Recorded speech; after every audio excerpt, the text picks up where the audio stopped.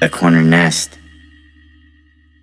They moved into the corner house on a sun-drenched Tuesday. It was the kind of neighborhood with community gardens, dog bag dispensers at every corner, and murals painted by local artists that somehow always depicted the same faces.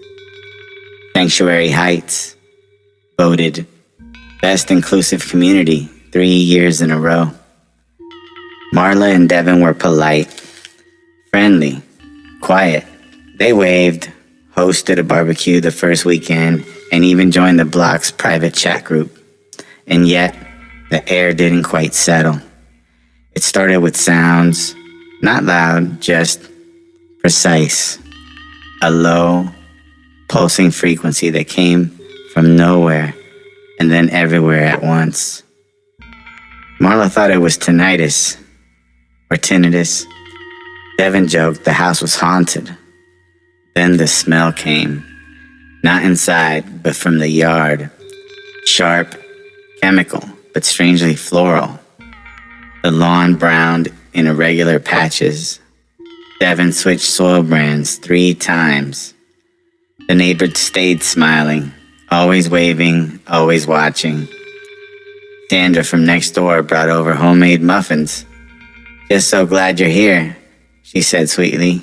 "You really liven up the block." Then, after she left, Marla noticed the muffin box had a faint stamp on the bottom corner.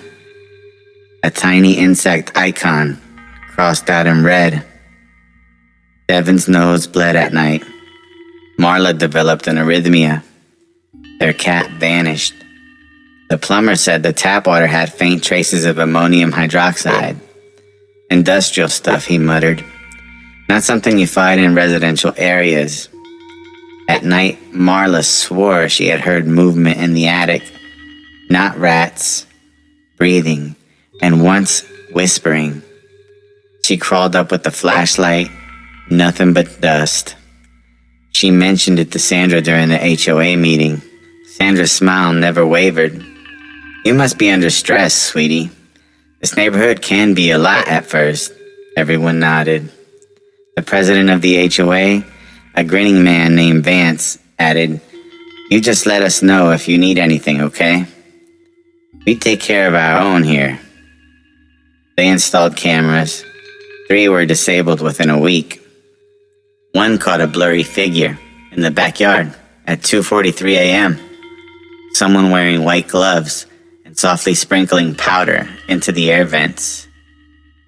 Marla showed it to the police.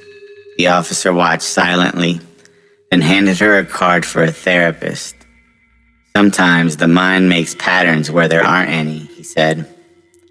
The turning point was the mail. A plain envelope, no return address. Inside, a single black and white photo, grainy, of their house. The lights were off. The timestamp was 7 minutes prior. They checked every window, every door. On the back of the photo, a short, neat line of text. "You're not welcome in the nest." They tried to leave. The tires on their car had been chewed through, not slashed, gnawed. The tow truck driver never came. That night, a sound rose in the walls, like chittering, like teeth grinding through wires. And in the middle of the night, the fire alarm triggered. Without a hint of smoke, Marla grabbed her bag and ran out barefoot. Every porch light on the street blinked on in unison. Every neighbor stepped out onto their lawn, smiling, holding silver canisters. The corner house sat empty for 3 weeks. Then, a new family moved in. They looked just like the last.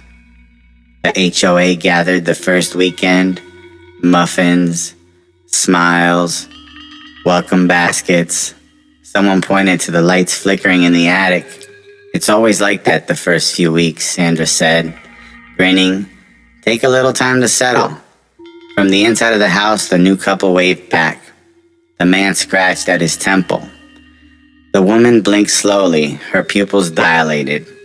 And somewhere beneath the walls, the old frequencies hummed to life again, just like the programming said they would.